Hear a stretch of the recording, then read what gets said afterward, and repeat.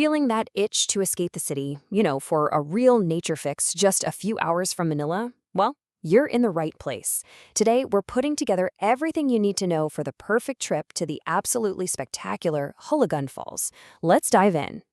Kind of makes you think, right? How do you wake up a sleepy town?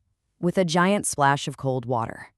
It's so intriguing. It hints at this massive force of nature that just changed everything for a quiet little community. So what is this giant splash they're talking about? Well, the answer is Hulugan Falls. Literally, a giant splash of cold water that woke up the sleepy town of Louisiana Laguna.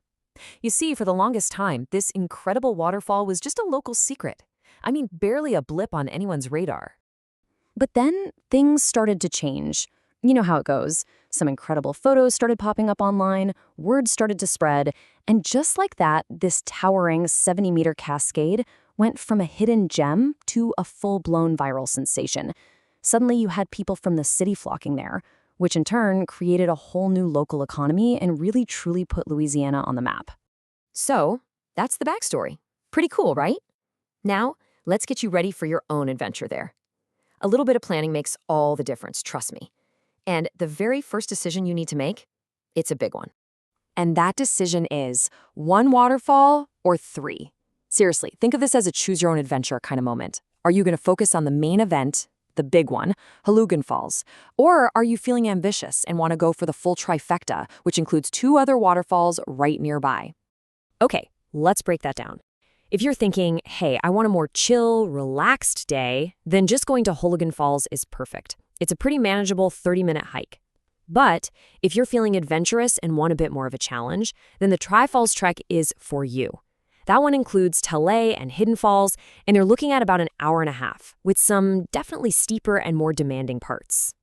Next up, when should you go? Because timing really is everything. The sweet spot is December to February. You get that cooler weather and the trails are nice and dry. Pro tip, go on a weekday if you can. You'll dodge the weekend crowds. Now, if you want to see the waterfall in its full, roaring glory, go during the rainy season, from June to November. Just be ready. The trails will be super muddy and slippery, no joke. Okay, logistics time. How do you actually get there? The good news is the journey from Manila is only about 3 hours, and it's surprisingly easy to get to, whether you're driving your own car or taking public transport.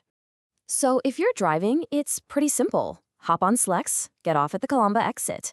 From there, you'll just follow the national highway through a few towns like Pagsanjan. The main thing to look for is the right turn onto Cavinti, Louisiana Road. Once you're on that, just keep your eyes peeled for a sign that says San Salvador or Hulugan Falls on your right. That'll take you right to the registration spot, which everyone calls the captain's house. And commuting is just as straightforward, really. From Cubao or Taft, you'll take a bus heading to Santa Cruz, Laguna. Once you're in Santa Cruz, you'll hop on a jeepney that's going towards Lucban. Just make sure to tell the driver you're getting off at San Salvador. You can't miss it. There's an information desk right at the corner where you can get a guide. Then it's just a short tricycle ride to the same captain's house for registration. All right, you've made it. You're registered. Now for the fun part, the trek itself. This is the final leg of the journey, the actual hike from the jump-off point down to the waterfall. So what's the trail like? Well, it's generally considered moderate. It'll take you about 30 to 45 minutes. You're dealing with a mix of dirt paths, some pretty steep descents, and yeah, it can get muddy. It's totally doable for most people, but you definitely need to pay attention, especially to what's on your feet. And speaking of footwear, let's just listen to this piece of brutally honest advice from someone who, well, learned the hard way. Don't be like us. I slipped twice. That's because I was wearing flip-flops, because I'm stupid sometimes. I love the honesty, but really, this is such a vital warning. Please, please do not wear flip-flops. You need proper, non-slip shoes for this. It's essential for a safe and much more enjoyable trek. Okay, so you've done the trek, you've watched your step, and now you get the reward. That moment you first arrive at the base of Hulugan Falls, it is just spectacular. And believe me, there's plenty to do once you're there, soaking it all in. First things first, you can jump into that cool, natural pool at the bottom. It feels amazing after the hike. And of course, it's a photographer's paradise. You're going to want to take a million pictures of that massive 70-meter cascade. It's also a perfect spot for a picnic, or you can carefully scramble over the moss-covered rocks to find different angles and get that perfect shot. Okay, we're nearing the end here, so let's talk about the super practical stuff that'll make your trip totally seamless. I'm talking about your budget and a few can't-miss pro tips. And honestly, one of the best things about this whole trip is just how affordable it is. You can do the entire day trip for, get this, around 500 to 600 pesos per person. That's it. It makes this amazing natural wonder so accessible. So what does that P500 actually cover? Well, the biggest piece of the pie is your round-trip bus fare.